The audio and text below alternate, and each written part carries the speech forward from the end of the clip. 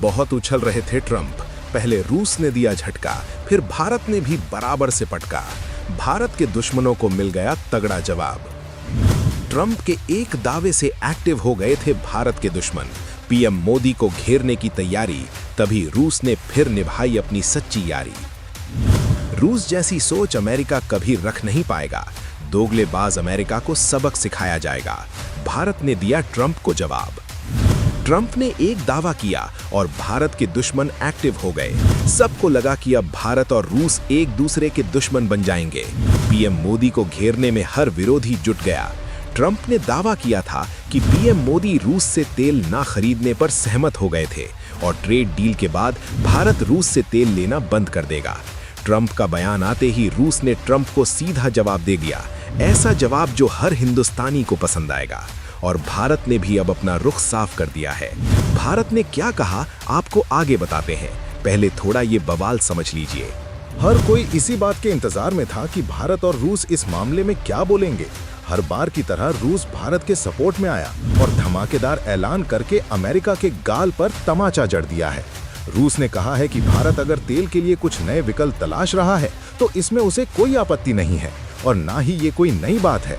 भारत एक आजाद देश है और वो किसी भी देश से तेल खरीद सकता है। रूसी विदेश मंत्रालय ने तो ये भी कह दिया कि भारत और रूस के बीच तेल और गैस का सहयोग दोनों देशों के लिए फायदेमंद साबित होगा और ये वैश्विक ऊर्जा बाजार को स्थिर रखने में भी मदद करता है। यानी ट्रंप जो कह रहे हैं उसका जमीनी हकीकत से कोई लेना देना नहीं है। भारत का जवाब बताएं उससे पहले ये जान लीजिए कि अगर भारत सचमुच में रूस से तेल बंद कर दे तो वेनेजुएला उसकी भरपाई नहीं कर पाएगा। वेनेजुएला का तेल महंगा, जोखिम भरा और तकनीकी रूप से मुश्किल है। भारत रोजाना करीब 1.5 लाख बैरल रूसी तेल खरीदता है। इतनी बड़ी मात्रा को ना अमेरिका रातों रात दे सकता है और ना ही वेनेजुएला। रूस ने अमेरिका और भारत के दुश्मनों के गाल पर तमाचा मारा तो भारत भी कूद पड़ा। ट्रंप के दावों पर भारत का भी धमाकेदार बयान सामने आया, जिसने भारत के दुश्मन जो उछल रहे थे उन्हें वापस जमीन पर पटक दिया। विदेश मंत्रालय के प्रवक्ता रणधीर जायसवाल ने कहा है कि देश की प्राथमिकता 140 करोड़ लोगों की ऊर्जा सुरक्षा है। इसी सोच के तहत भारत लगातार अलग अलग देशों से कच्चे तेल और गैस की आपूर्ति विकल्पों की तलाश करता रहता है। वेनेजुएला लंबे समय से भारत का ऊर्जा क्षेत्र में साझेदार रहा है। व्यापार और निवेश दोनों स्तर पर भारत वेनेजुएला संबंध मजबूत रहे हैं। 2019 से 20 तक वेनेजुएला भारत के कच्चे तेल के प्रमुख सप्लायर में शामिल था।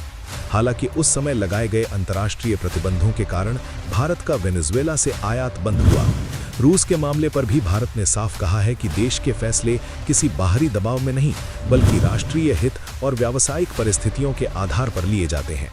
रूस से कच्चे तेल की खरीद भी भारत की व्यापक ऊर्जा रणनीति का हिस्सा है। यानी कि भारत ने साफ कर दिया है कि वो वहीं से तेल खरीदेगा जहां से उसे फायदा होगा। भारत किसी के दबाव में नहीं आएगा। ऐसे में ये कंफ्यूजन भी खत्म हो गया कि क्या भारत रूस से तेल खरीदेगा या नहीं। ट्रंप के साथ ही भारत ने अपने दुश्मनों को भी जवाब दे दिया है। भारत तब तक रूस का तेल लेता रहेगा जब तक हर देशवासी को उससे फायदा हो रहा हो। फिर अमेरिका कुछ भी बोले, ट्रंप कोई भी दावे करे, भारत किसी की सुनने वाला नहीं है। भारत और रूस ने तो साफ साफ बता दिया। अब ट्रंप इस पे क्या बोलेंगे ये देखना होगा।